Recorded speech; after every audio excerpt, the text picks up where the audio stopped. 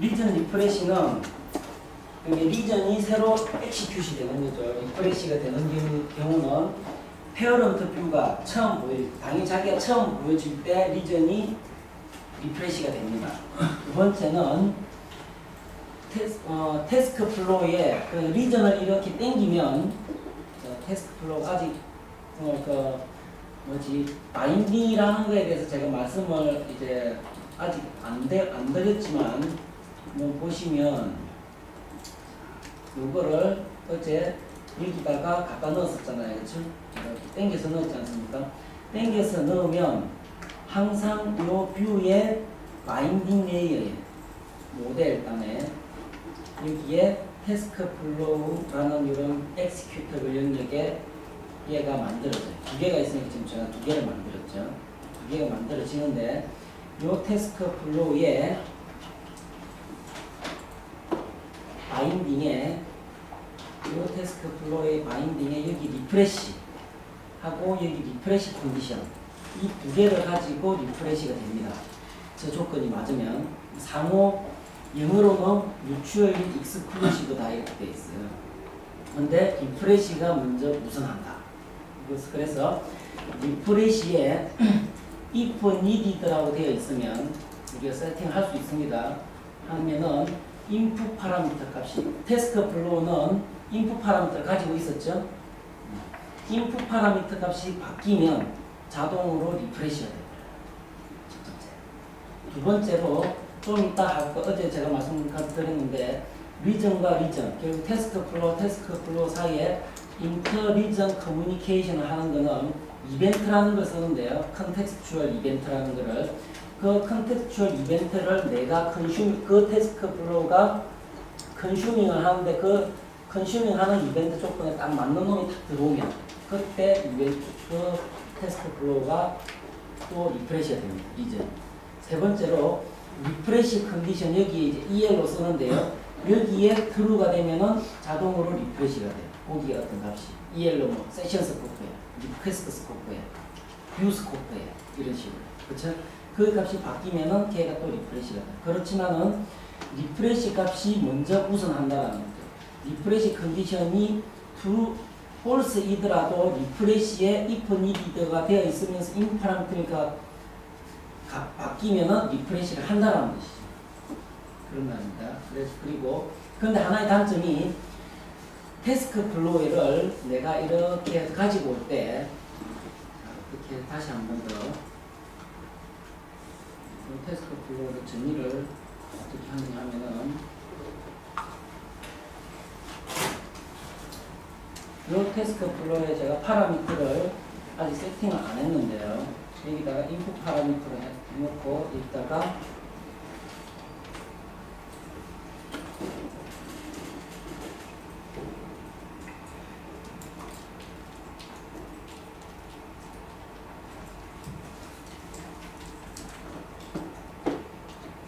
이런 식으로 파라미터 여러 개가 정의가 될 수 있겠죠.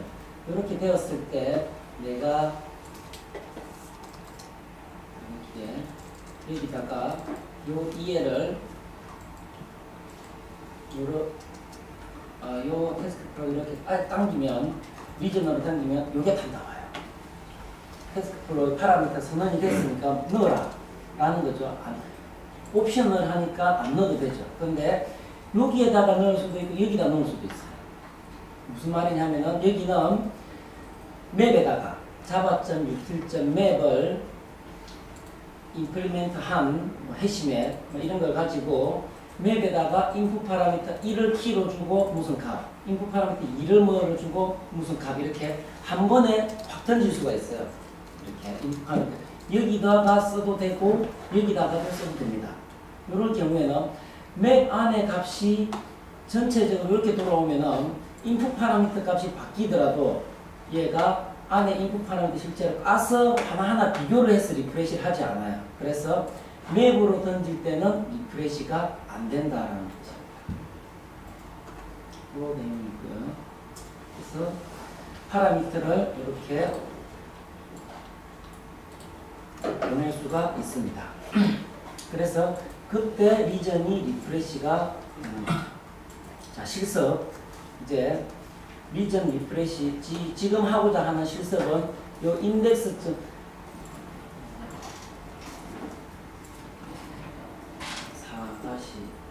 4-3 요 실습을 열어보시면 index.jspx 얘를 지금 실습을 하게 될 텐데요.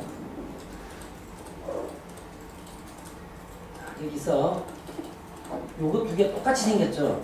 여기 얘하고 얘하고 태스크 플로우예요. 태스크 플로우인데 내가 여기다 AA라고 넣고 하면은 여기가 갱신이 됐어요. 요 리전이 리프레시가 됩니다. 근데 얘는 리프레시가 안 됐어요. 그렇게 이제 리프레시 컨디션을 넣었죠. 패널 박스 1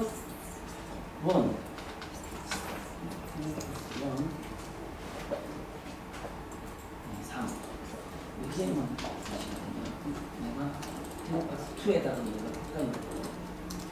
이렇게 만들어져 있는데 첫 번째 위에 거는 커먼에 보시면은 태스크 플로우 1이라 되어 있고 얘는 다이내믹한 태스크 플로우인데 패널 박스 2라고 되어 있으면 리프레시가 돼요. 리프레시 컨디션이 얘가 이제 리전을 만들 때 태스크 플로우를 스태틱하게 태스크 플로우 아이디를 이렇게 줄 수가 있고 다이내믹 리전으로 땡겨오면 만들 수가 있어요. 다이내믹 리전으로 만들면은 태스크 플로우 아이디가 이렇게 되어 있습니다. 지가 매니지드 빈을 하나 만들어서 거기에 파라미터로 세팅해서 그걸 가지고 와요. 여기서 얘가 이런 식으로 만들어요. 지가 만듭니다. 빨리. 그래서 페이지 데피니션에 지가 만들 때는 이렇게 만드는 걸 보실 수가 있을 겁니다. 그래서 요 다이내믹 태스크 플로우 아이디를 내가 바꾸면서 리전 태스크 플로우 그 리전에 보여줄 태스크 플로우를 착착착 바꿀 수가 있어요. 여러 개의 페이지 플로우, 태스크 플로우가 하나의 독립적인 모듈이 얘가 보여졌다가 쟤가 보여졌다 이렇게 하는 거예요. 이렇게 다이내믹하게 할 수 있는데 예. R2에서는 좀 더 좋은 것들이 생겼지만 어쨌든 이렇습니다. 그래서 패널 박스 2라는 값이 들어오면 인풋 파라미터로 밑에 게 리프레시가 되니까 밑에 게 되면서 얘가 바뀌었죠. 둘 다 리프레시가 돼버린 거예요. 파라미터가. 그래서 내가 여기다 1이라고 주면은 2가 아니니까 얘는 안 바뀔 거고 얘만 바뀔 거라는 거죠. 이런 식으로 페이지를 인풋 파라미터 들어가면서 리프레시를 합니다. 요거를 한번 실습을 한번 하시고요. 그렇게 해서 어떻게 만드는지는 지금 여기다가 이제 다 설명이 자세히 되어 있습니다. 그래서 보시면은 태스크 플로우를 하나 만들어서 똑같은 태스크 플로우를 하나 쓰는 거죠. 쓰는데 이 태스크 플로우에 인풋 파라미터를 이렇게 정해놨습니다. 그렇게 하고 이 인풋 파라미터가 페이지 플로우로 들어왔죠. 페이지 플로우로 들어온 거를 이 태스크 플로우 안에 태스크 플로우 새로 만든 바운드 태스크 플로우 안에 뷰에다가 뷰에 페이지 파라미터가 다시 이걸 가지고 와서 얘를 백킹빈 스코프로 이렇게 만들어놨어요. 여기가 왜 백킹빈 스코프냐 하면은 어제 설명드린 데 같은 리전이 지금 두 개 오고 있거든요. 만약에 이 페이지 플로우 스코프를 그대로 가지고 쓴다면은 얘가 바뀔 때 얘도 페이지 플로우 스코프는 똑같은 애들이 전혀 아니네. 둘 다가 완전히 독립적이기 때문에 사실 여기 있는 것들이 여기가 바뀌진 않아요. 바뀌진 않지만 어쨌든 백킹빈 스코프를 이렇게 씁니다. 그렇게 해서 여기서 보여줄 요 인풋 텍스트 값을 얘로 세팅을 해주면 되죠. 그러면은 인풋 파라미터로 들어오는 것이 이렇게 해서 여기에 딱 보이게 되는 거죠. 그렇죠? 그리고 이렇게 만들어 놓고 이렇게 만들고 여기를 만들 때는 드래그 앤 드랍으로 얘를 여기를 만들 때 어떻게 하냐면은 요 인풋 텍스트는 리퀘스트 스코프 점 태스크 파람 이렇게 이렇게 하나를 정의를 해 놓는다면 요 파라미터를 이렇게 정의를 해 놓는다면은 요 리전을 이렇게 끌고 올 때 얘가 딱 나오거든요. 파라미터 세팅했으니까 그러면은 요 값을 여기에 세팅한 요 값을 얘한테다 넣어주면 돼요. 그러면은 인풋 파라미터 이게 전달이 되는 거죠. 그렇죠? 한 번 더 똑같이 가지고 오면서 여기는 다이내믹 리전으로 생성을 했는데 다이내믹 리전은 이렇게 빈을 만들어 쓴다. 이거 말고는 똑같습니다. 그래서 여기도 똑같이 이걸 만들죠. 똑같이 이 파라미터 나오겠죠. 똑같은 파라미터를 받도록 만들어 놓는 거예요.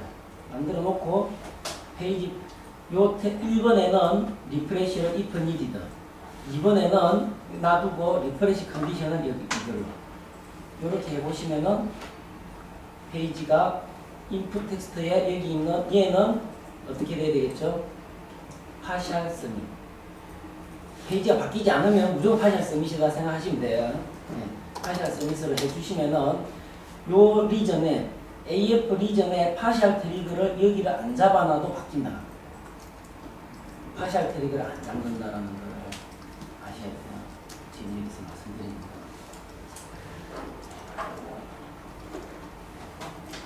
그렇게 한 거고요. 2번은 그 다음 또 하나가 이제 이거는 제가 말씀드리려고 하는데 플레이스 홀더라는 게를 설명을 드리려고 설명드리는 게 약간 의미가 있을 것 같은데 실전에서 이렇게 쓰지 않을 것 같아요. 않을 것 같은데 내가 UI를 먼저 만들어야 되겠는데 빨리 데이터가 왔으면 좋겠어. 내가 좀 돌아가는 걸 봤으면 좋겠어. 그런데 모델이 아직 안 만들어졌어. 놀 수 없잖아요. 그래서 플레이스 홀더라는 목을 만들 수가 있어요. 데이터 컨트롤을 여기다가 U 해서 데이터 컨트롤이라는 거를 여기다가 데이터 컨트롤이 있나? 아닌데 여기 데이터 컨트롤 보시면은 플레이스 홀더 데이터 컨트롤이라는 게 있어요. 이걸 가지고 딱 만들면은 뭐가 생기냐면은 여기에 저걸 가지고 만드는 순간 여기 데이터 컨트롤에 이름을 딱 주면은 이런 데이터 컨트롤이 하나 생기거든요. 생기면 여기다가 이거를 오른쪽 클릭을 하면은 에디스 할 수가 있어요. 크리에이트나 에디스. 다른 비즈니스 컴포넌트들을 땡겨오는 애들은 여기서 에디스 할 수가 없어요. 근데 플레이스 홀더는 이렇게 에디스를 하거나 크리에이트를 할 수가 있어요. 그래서 크리에이트를 하면서 대부분 뭐 리절트 셋, 오브젝트에 대한 그 어트리뷰트들이 있을 거 아닙니까? 그걸 여기다 써주고 샘플 데이터를 임포트를 CSV를 하든지 뭐 내가 직접 쳐넣든지 그래서 데이터를 여기 DB에 데이터 넣듯이 칼럼 정의해가지고 LOV도 쓸 수 있고 똑같이 정의를 할 수 있으면 뷰 ADF BC에 뷰 만드신 것처럼 다 만드실 수가 있어요. 만들어서 얘를 땡겨 쓰면은 내가 만들어서 모델이 막 돌아가는 것처럼 돼요. 다 CRUD 다 되고 CRUD 다 되고 트랜잭션 하면은 트랜잭션 다 되고 되는데 단지 데이터 실제 저장은 안 되죠. 그래서 얘가 데이터를 가지고 있어요. 요런 애가 실제로는 요 실체 요 DPT의 실체는 뭐냐? 여기 보시면은 여기에 이렇게 마치 뷰처럼 만들어져요. 그래서 요거를 더블 클릭을 해보시면은 이렇게 얘는 디자이너가 없어요. 그냥 이렇게 나오는 거죠. 여기에 데이터는 요거의 데이터는 여기에 여기 이렇게 데이터가 이렇게 막 리소스 분들로 막 들어가 있어요.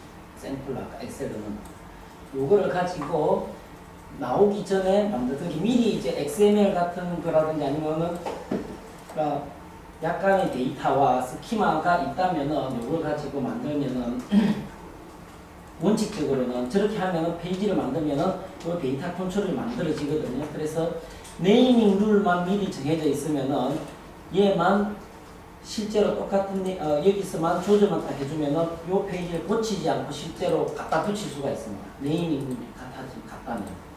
그게 힘든 작업이에요, 사실. 만들지도 않는데 이름 바뀔 수도 있는 거예요. 이것 때문에 바꿀 게 막 많아지거든요.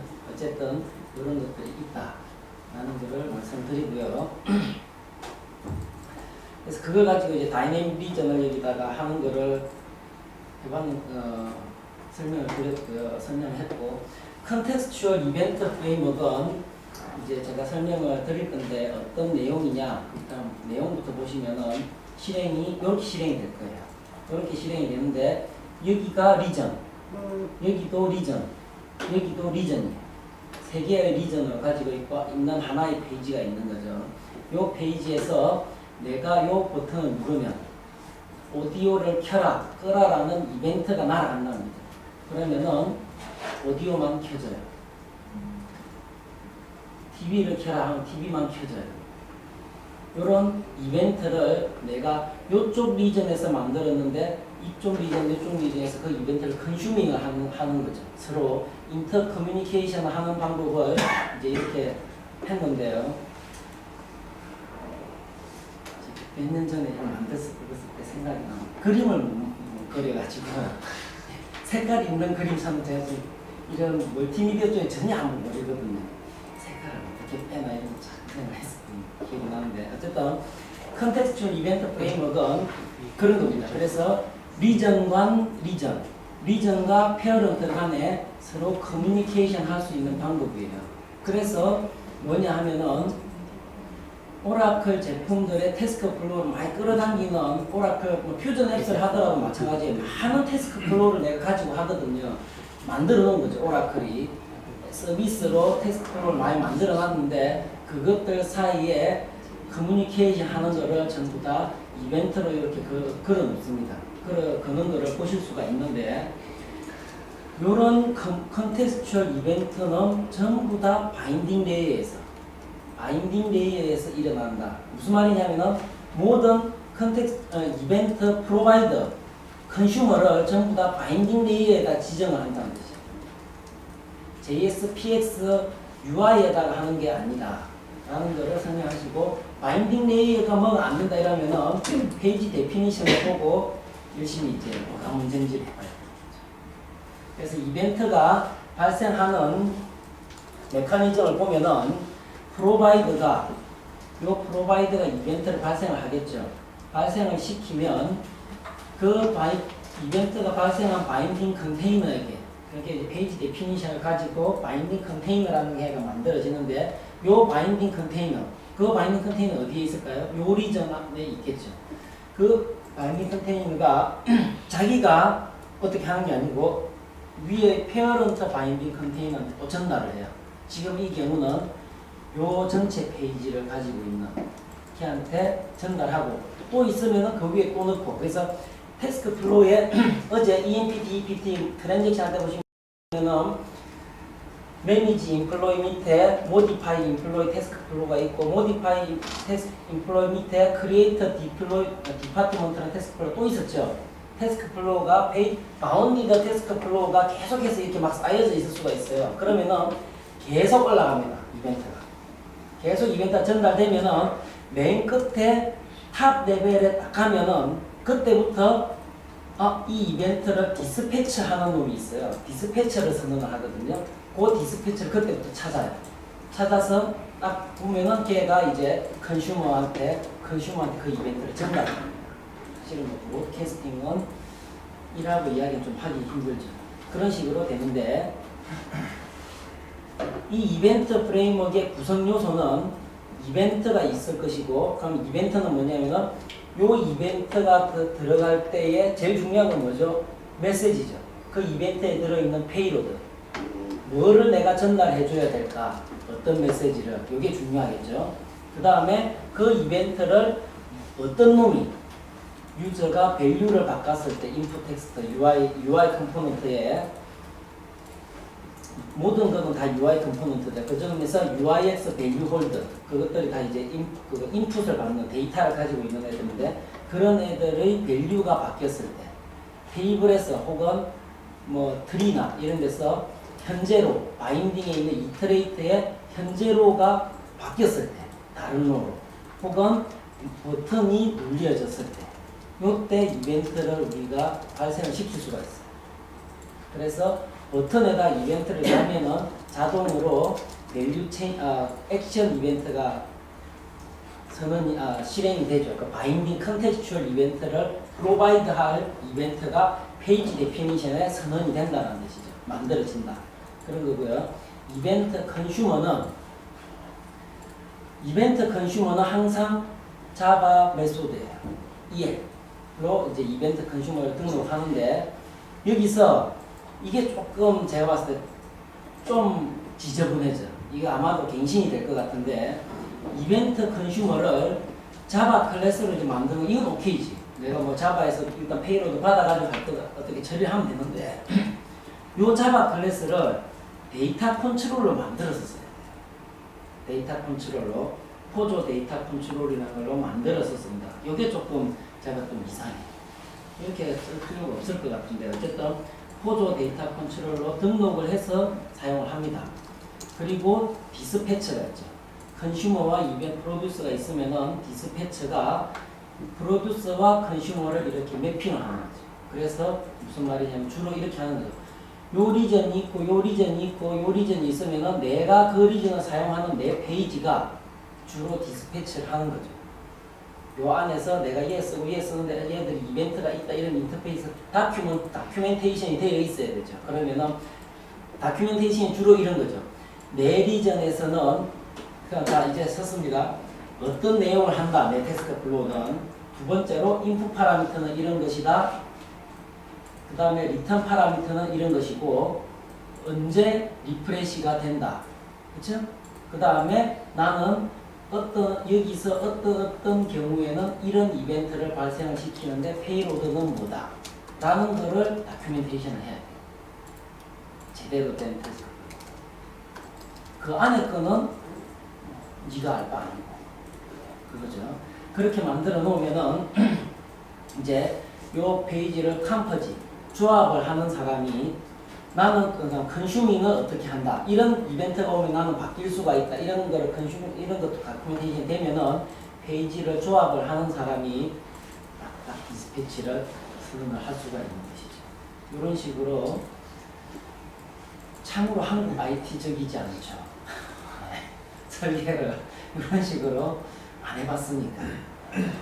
그렇지만은 이렇게 했을 때 이제 책임과 롤 앤드 리스판시빌리티가 정확해지는 거고 그래서 미국 애들은 오늘 만들어 놓고 내일 사라지는 거예요. 갑자기 대사. 그런 애들 많으면은 해놔야지. 자, 어떻게 하느냐 하면은 여기서 요 페이지도 실습을 할 건데요. 실습 자료에 제가 퍼블리시 드린 랩스에 보시면은 요게 완성된 본이고 얘가 준비된 버전이에요. 이제 여기서부터 만들기 시작해요. 안에 그림하고 막 이런 거 막 넣어놨어요. 이걸 가지고 만드실 거고 요게 끝났는데 요 안에 얘도 이거고 JW 자바 워크스페이스 파일 이름이 얘도 똑같거든요. 근데 헷갈려요. 내가 지금 보고 따라 해야 되는데 그래서 얘 이름을 좀 바꿔주세요. 지금 저는 열어서 그런데 이렇게 해가지고 여기 언더스코어 컴플리티다 이런 식으로 바꾸면은 이걸 안 열었나? 네. 이렇게 바꿔놓으면은 얘를 오픈을 하면은 여기에 그 이름으로 보이거든요.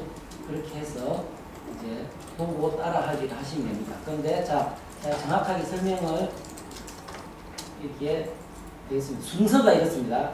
컨텍스추얼 이벤트를 만들 때는 이런 순서로 하는구나라는 거를 이제 외워놓으셔야죠.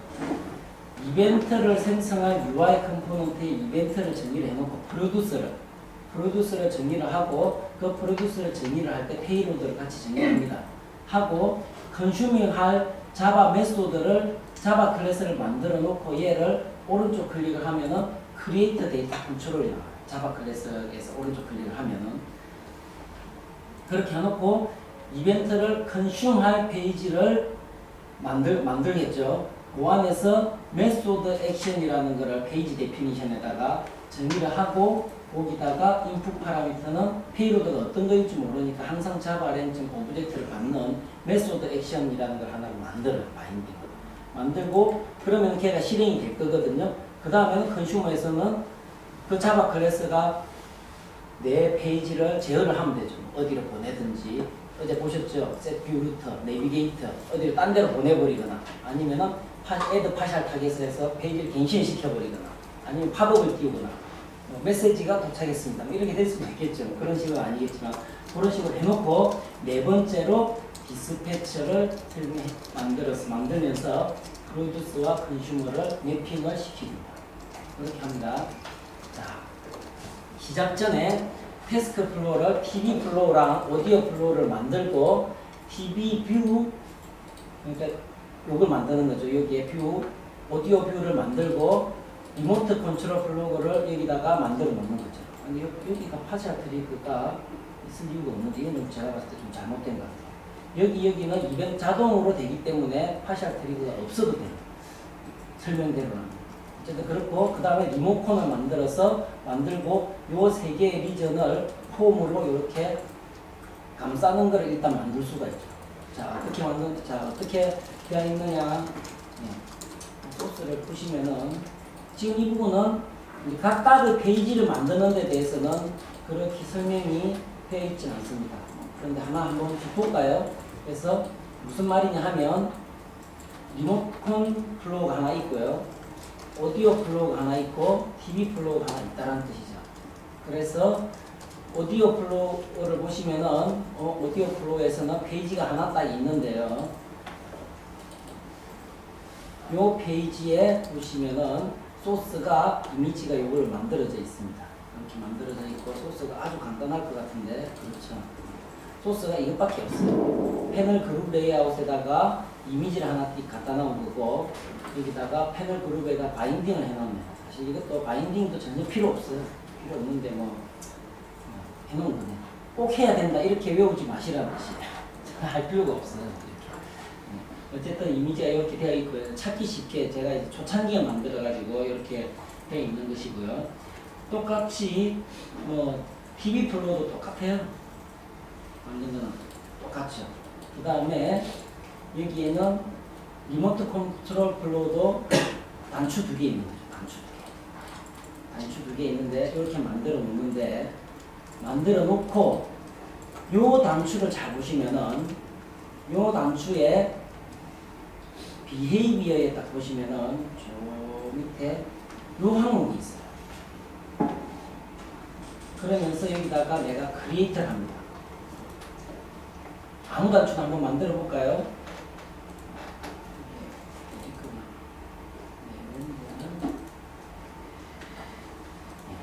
여기다가 단추를 하나 이렇게 만들면 요 단추의 비헤이비어 맨 뒤에 요게 있다는 거예요. 그런데 실제로 얘는 내가 여기서 아무리 만들어봤자 요 소스 안에는 아무 변경이 안 일어나요. 모든 이벤트는 어디에 정의된다? 페이지 데피니션, 바인딩 레이어에. 그거를 단지 여기에 디자인하는 할 때 개발자가 보기 쉽게 그냥 여기다가 이렇게 보여준 것 뿐이에요. 여기는 요 페이지에 있는 게 전혀 아닙니다. 그래서 이렇게 이벤트를 이렇게 만든다. 그래서 이름을 만들고 타입을 써주고 이거는 액션 이벤트가 되겠죠. 그리고 페이로드를 내가 어떤 애를 페이지 데이터 안에 혹은 매니지드 빈에 있는 어떤 값 혹은 데이터 컨트롤의 어떤 메소드를 실행시킨 결과 아니면은 이런 EL 이렇게 마음껏 이렇게 쓸 수가 있어요. 페이로드 오브젝트가 뭘 내가 전달할 것이냐 라는 것이고요. 레이즈 컨디션은 언제 여기다 EL을 쓰는 거죠. 항상 버튼 누를 때가 아니고 항상 유저 인풋이 바뀔 때가 아니고 이 조건에 프로듀싱을 해라 이렇게 선언을 하는 거죠. 이렇게 선언을 합니다. 하면은 요 페이지의 바인딩 레이어에 결국 이제 요 보기 쉽게 하기 위해서 여기에 이제 이렇게 여기에 요 페이지 요 JSFF에 나오는 실제로는 여기 얘죠. 실제로는 얘 똑같은 애죠. 지금 보이시면은 똑같은 애인데 얘를 이렇게 보여줍니다. 그러면은 요 안에서 그래서 이벤트 작업을 할 때는 조금 불편해가지고 소스를 좀 봐야 될 경우가 있어요. 그래서 여기를 눌러서 여기를 갑니다. 여기 가보시면은 어떻게 만들어지냐 하면은 요 이벤트 바인딩, 이벤트가 2개가 바인딩이 되어 있는데요. 버튼이죠. 버튼이 이벤트 프로듀서가 이벤트가 이렇게 내가 2개가 토글 TV 이벤트, 토글 오디오 이벤트가 있어요. 여기에 만들어진다는 뜻이죠. 이렇게 만들어지면서 토글 여기에도 이게 좀 제가 여기에 또 조그맣네요. 여기에 이렇게 보이는데 똑같은 게 여기 또 보이거든. 이쪽은 안 좋은 거. 그래서 여기에다 이렇게 만들어지고요. 요 소스를 여기 보시면은 요 소스를 보시면 여기서 소스를 보시면 이렇게 커스텀 페이로드에 제가 스트링 리트라는 걸 써놓은 경우죠. 아까 거기서 디자인을 할 때 이렇게 이벤트를 만들면 자동으로 여기에 요 뷰에 여기에 요거의 리스너의 비헤이비어의 요 버튼의 리스너의 바인딩의 토글 오디오 밑에 리스너의 프로세스 액션이라고 이렇게 쓰여집니다. 요거를 내가 이렇게 썼던가? 썼지는 않았던 것 같은데 이렇게 만듭니다. 그래서 자 제일 먼저 이벤트 퍼블리셔를 생성을 할 때는 리모컨 뷰의 페이지 데피니션 처음에 무슨 말이냐면은 자 내가 여기서 새로운 페이지를 이렇게 만든다 이거죠. 뉴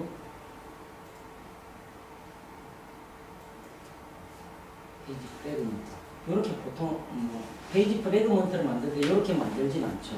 주로 이런 거 하나 만들어서 이렇게 해서 우클릭을 주로 많이 하는데 일단 뭐 여러 가지로 할 수가 있습니다.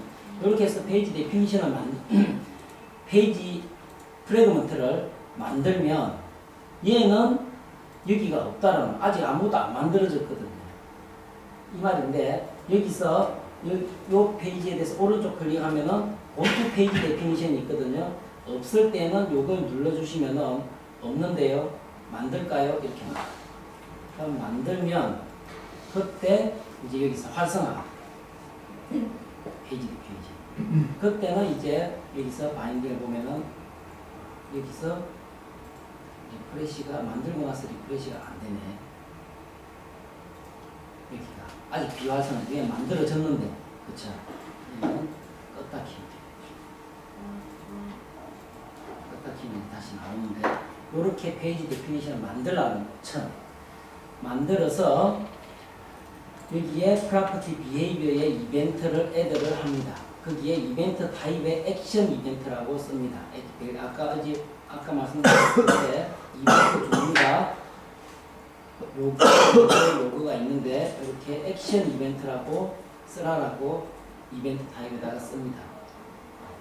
액션 이벤트가 아니면은 밸류 체인지 이벤트가 되겠죠. 메뉴에 보시면 이벤트를 뭘 써야 되는지 3개가 나와 있을 거예요. 그렇게 쓰고 거기다가 페이로드, 커스텀 페이로드가 딱 만들어서 스트링 리터럴로 TV라고 써요. 커스텀 페이로드가 아니면은 내가 만든 그 단추와 그 단추의 이벤트 자체가 그대로 날아가요. 이벤트 자체가 날아갑니다. 그러면은 이벤트부터 컴포넌트 찾아서 어떤 버튼이 눌려지는지 알 수 있겠죠. 그렇긴 하지만은 그런 식으로 쓰는 경우는 없고 내가 무엇을 전달할 것이냐니까 이렇게 스트링 리터럴로 지금 이 경우는 TV 오디오를 지정을 했어요. 근데 여기서 지금 이건 아마 버그가 있을 수도 있는데 제가 이게 무슨 말이냐 하면은 요 뷰의 디자인에서 제가 한번 만들어 보죠. 버튼을 이렇게 해가지고 버튼을 하나 또 버튼을 2개 이렇게 만들었어요. 그래서 이 버튼에 대고 이벤트를 이렇게 만든다는 거죠. 그래서 이벤트에다 네임은 CB1 이벤트인데 이거는 액션 이벤트다. 근데 커스텀 밸류는 뭐에서부터 스트링 리터럴로 내가 뭐 여기다가 AA 이렇게 썼어요. 이렇게 만든다. 이렇게 만들고 두 번째로는 여기 가서 이제 되네. 이게 지금 요 말이 뭐냐면은 1.1.1.6에서는 얘 만났을 때 CB1 이벤트가 있는데 얘를 눌러도 그대로 CB1이야. 이게 안 바뀌더라고. 그래서 이런 말이에요. 지금 1.7에서는 바뀌었네. 그래서 CB2에 여기다가 이벤트를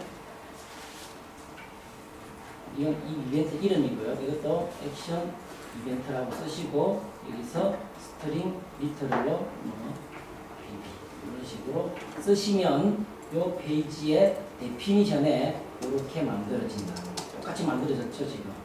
아까 그 원본 소스와 같이. 그렇죠?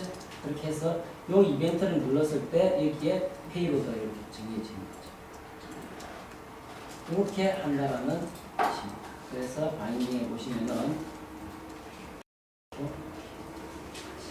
그래서 이런 이벤트를 페이지 데피니션 프로듀서 리모트 컨트롤의 버튼에서 이렇게 이벤트를 누르면 저렇게 이벤트를 선언을 하면은 좀 전에 보신 바와 같이 이 뷰에 이 버튼에 자동으로 액션 리슨에 이게 있어요.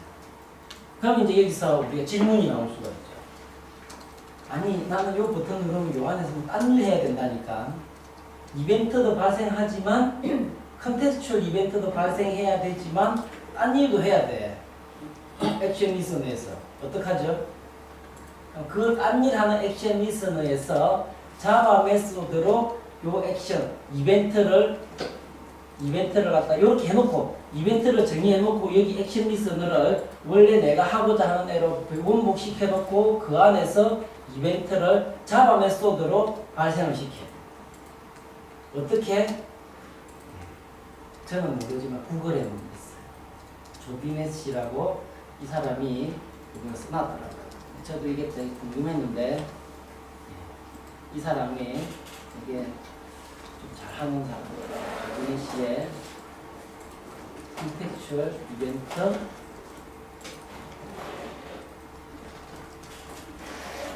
좀 써주면은 딱 나오죠. 그래서 요거를 보시면은 이렇게 한답니다. 이렇게 하시면 됩니다.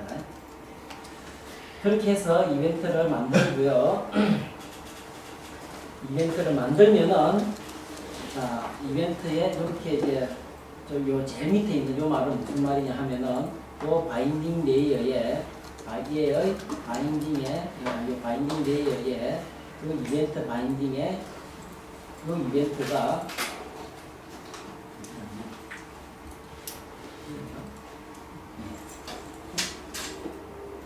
여기에 있었지 소스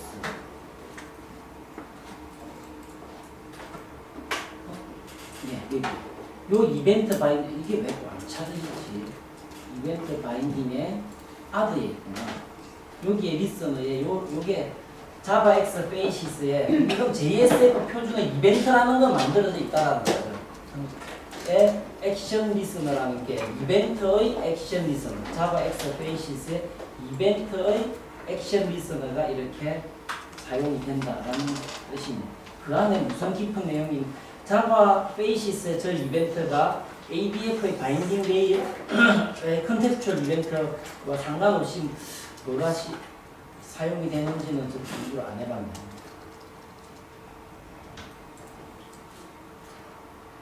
공부해야죠. 그렇게 해놓고 이제 이벤트 컨슈머 클래스, 데이터 컨트롤러 컨슈머 클래스를 만들어요. 그래서 컨슈머를 TV 이벤트 리시버, 오디오 이벤트 리시버를 만드는데 좀 더 제너럴해지면 충분히 한 놈이 다 할 수가 있죠, 사실은. 이벤트를 만들어서 하나를 만들어서 이게 똑같은 놈을 카피 앤 페이스트 하시지 말고 또 하나 똑같이 하나만 만들어 놓고 그 자바 클래스를 이건 또 무슨 말이냐 보시면은 하나하나 설명드리죠. 이벤트에 이걸 이런 똑같은 걸 하나 만드신 다음에 얘를 오른쪽 클릭을 하시면은 리팩터에 듀플리케이트이 있습니다. 이렇게 해서 이름만 다르게 해주면은 오디오 이벤트에 자동으로 만들어진다는 거죠. 그래서 거기서 조금 고치시면 돼요. 이미지만 고치시면 될 거야. 내용이 거의 똑같을 겁니다. 조금 틀리려나? 네. 어쨌든 이렇게 해서 이벤트 핸들러를 만들어요. 그 이벤트 핸들러는 결국은 뭘 하느냐, TV 이벤트를 하는 애가 뭐냐 하면은 충분히 이거는 이제 딱 여러분들이 좀 더 인텔리전트하게 만들 수 있겠죠. 만들 수 있는데 결국은 어떻게 하냐면은 이벤트를 받아서 그 이벤트가 이거면 마이TV가 뭐냐 하면은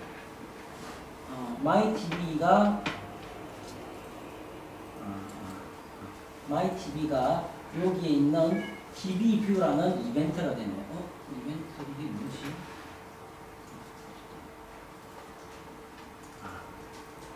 이게 이것도 또 하나 이제 엠빈인데 패킹빈을 이렇게 아까 만들었잖아요.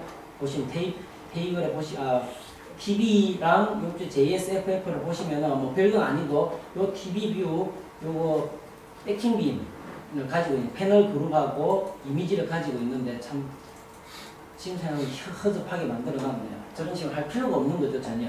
그래서 TV뷰를 가지고 와가지고 그러니까 뭐냐면은 JSF 유틸에 보시면은 매니지드 빈을 갖다가 이렇게 끄집어내는데 EL로 쓰셔도 되고 주로 최근에는 이렇게 한 JSF 유틸 점 요걸 쓰거든요. 이렇게 해서 그러니까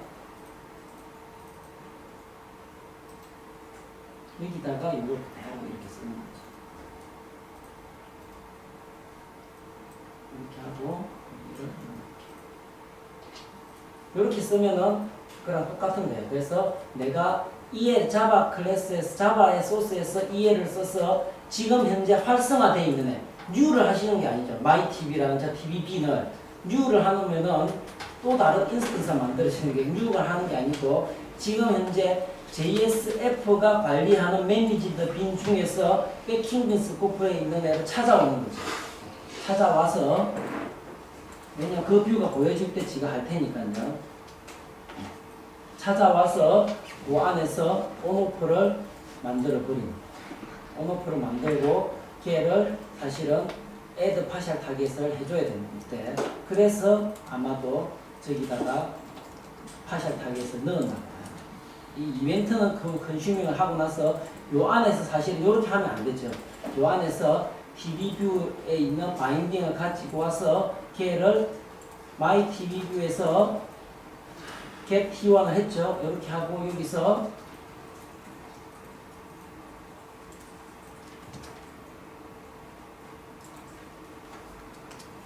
점 get current instance를 해서 빨간색으로 나오는 거예요.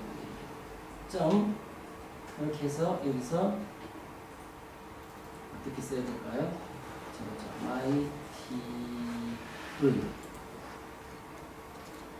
점 get 이거 이렇게 하셔야 돼요. 그렇죠.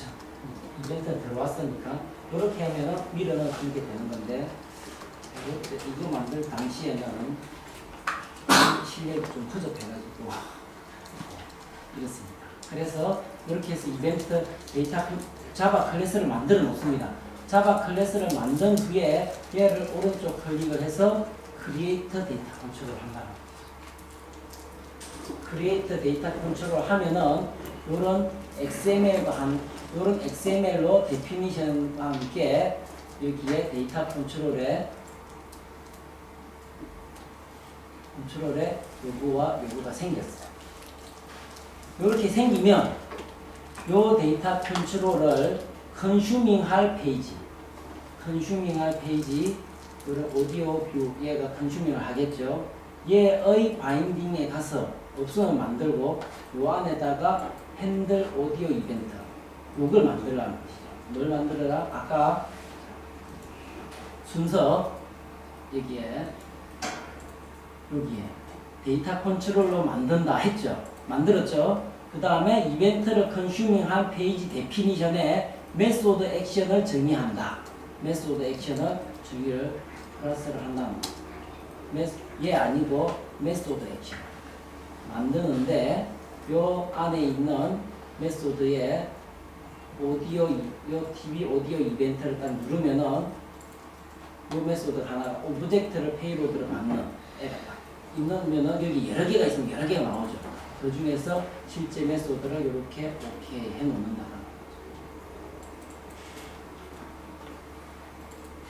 그렇게 해서 페이로드를 받으면 지금 여기서 이제 아까 그 메소드에서 제가 잘못 설명을 한 게 하나 있네요. 여기서 이렇게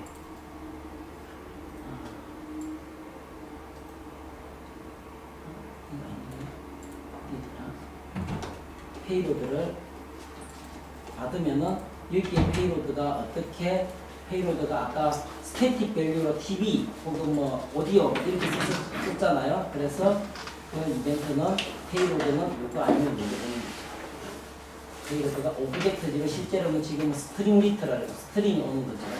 이렇게 이벤트를 제가 써보면은 이 이벤트를 받아서 어떻게 할 수가 있겠죠. 이렇게 해놓고 자, 이벤트를 이제 받는 애를 페이지 데피니션에서 만들었어요. 그렇게 했으면은 페어런트 페이지 둘 다 컨슈머 프로듀서를 포함하는 페이지에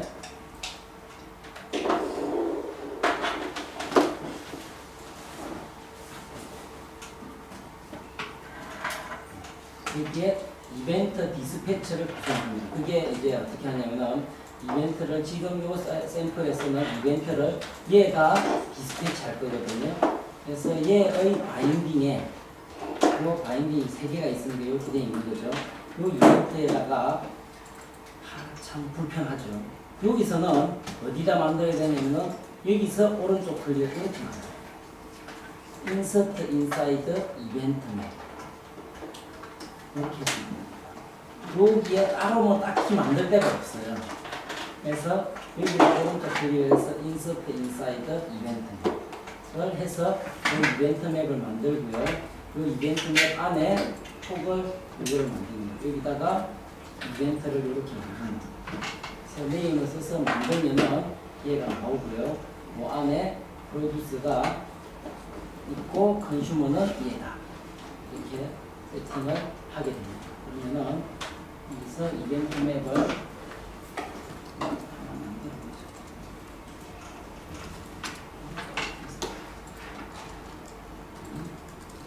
뭐 안에다가 인서트 인사이드 아무튼 같은데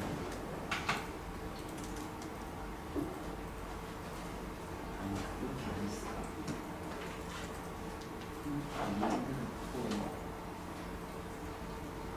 여기서 에딧 이벤트 맵을 해가지고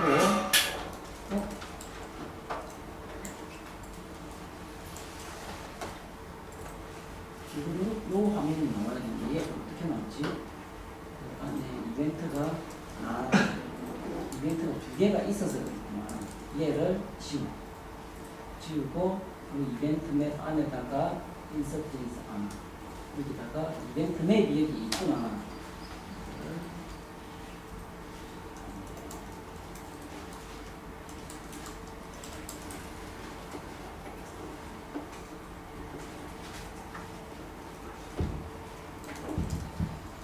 아니고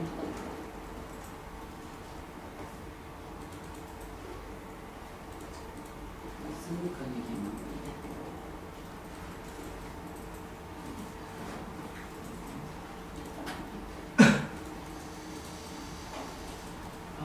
이거 왜 안 나오지? 이번에 인서트에서 이벤트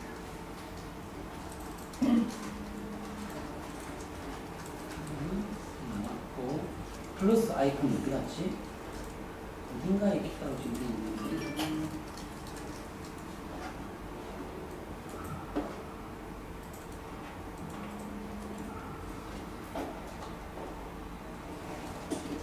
이거 해놓고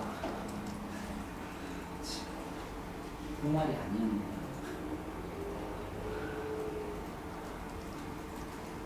인서트 인서트가 아니고 에딧 이벤트 맵이라는 것이에요. 물론 여기서 이제 내가 인서트 인사이드 이벤트 맵하고 요 안에다가 인서트 인사이드 이벤트 해가지고 만들어 놓고 여기서 에딧 이벤트 맵 하면은 여기다가 프로듀스가 뭐냐 그러면 프로듀스가 여기서 홈 데피니션 안에 리모트 컨트롤 안에 그게 이벤트를 데이터 컨트롤을 만들고 프로듀스를 리전에 각각의 태스크 플로우 리전을 이렇게 쓰는 순간 요 홈페이지 home.jspx가 각각의 리전 안에 들어있는 그러니까 태스크 플로우에 있는 애들의 이벤트 정의되어 있는 이벤트를 이렇게 다 가지고 와요. 그 페이지 데피니션 자체가 그래서 요 안에 이런 것들이 여러 개가 있는 거죠. 네, 그래서 걔뿐만 아니네요. 내가 만든 모든 이벤트들이 그 프로젝트 안에 있는 혹은 라이브러리로 정의되어 있는 모든 이벤트가 여기 다 나오네요.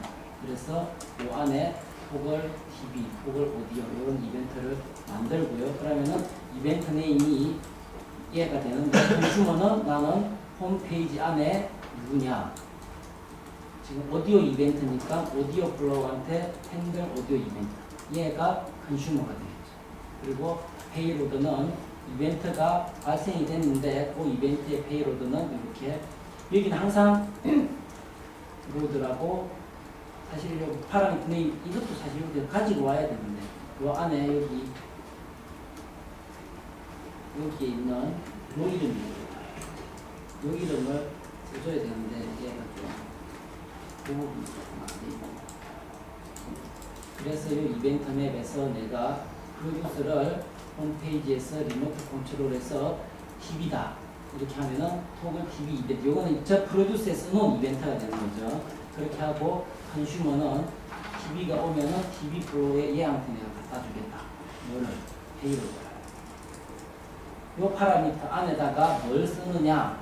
여기에 이렇게 페이로드 정의됐던 그거를 그대로 페이로드라고 이렇게 쓸 수 있는 거예요. 여기서 이제 매뉴얼에 보면은 여기에는 희한하게 아무 설명이 없어요. 그냥 샵을 안 쓰고 달러를 쓰는데 사실 일단 샵을 쓰더라도 전혀 문제가 없는데 차이점이 제가 문제입니다.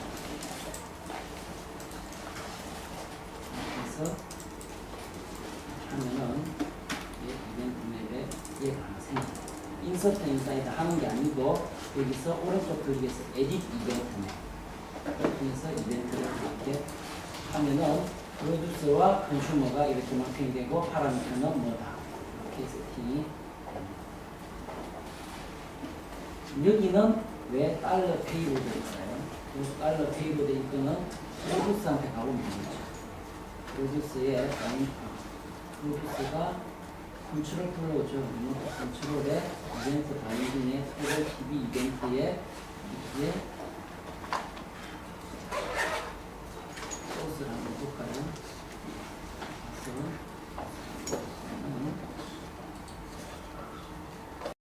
여기는 안 나와 있는 거 보니 부든자.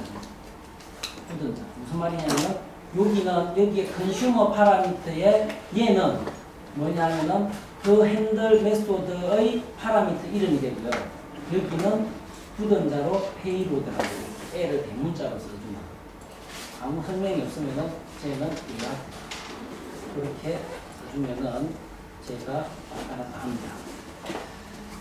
근데 이게 컨텍스추얼 이벤트를 이렇게 만드는 게 이제 제가 매뉴얼에서 이해한 건데 구글 블로그나 매뉴얼에 또 여러 가지 보면은 저 이벤트를 만드는 방법하고 액션이 또 다양하게 또 있어요.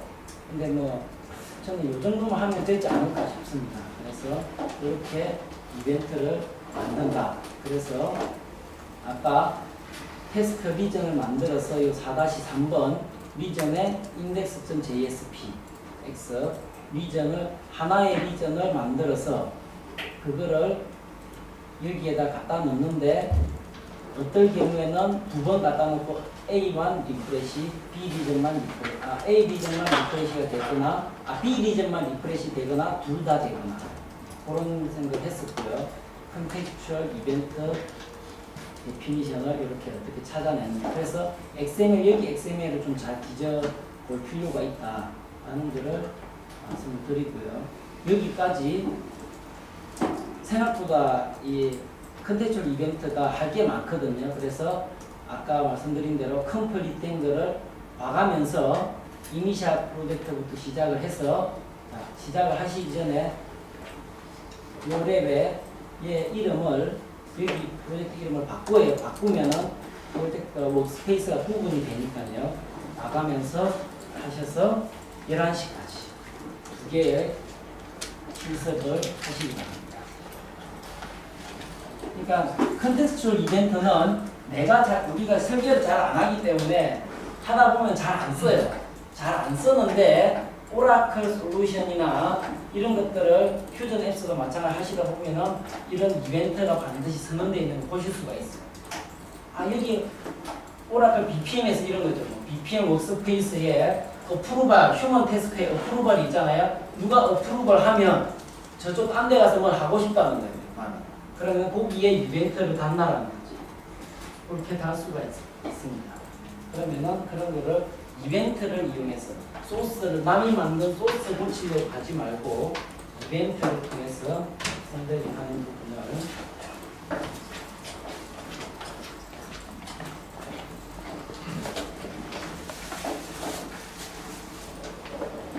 알아듣는 그러니까 11시까지 두 개를 완성을 하시고요. 지금 이제 이거 하고 나서 프로젝트가 당장 뭐 하실 분도 있고 시간이 그런 기회가 없어가지고 안 하실 수도 있어요, 선생님이. 그런데 안 하면은 지금 내용 보시면은 안 하고 이거를 안 보고 하실 수 있겠어요? 못 하거든요. 근데 보셨을 때 봤다면은 그걸 보고 따라 할 수 있겠어요? 한 달만 안 해보세요. 완전 다 까먹습니다. 그래서 기회가 없습니다. 지금 직접 자기가 프로젝트를 안 하더라도 이 다음에 나는 프로젝트를 안 하고 나는 매니징만 할 건데 관리만 할 거라도 그 없이 이런 기회가 잘 오지 않아요. 그래서 반드시 실습을 따라 해서 이해는 하고 가시는 게 좋겠다라는 것을 말씀드리고 싶습니다. 11시.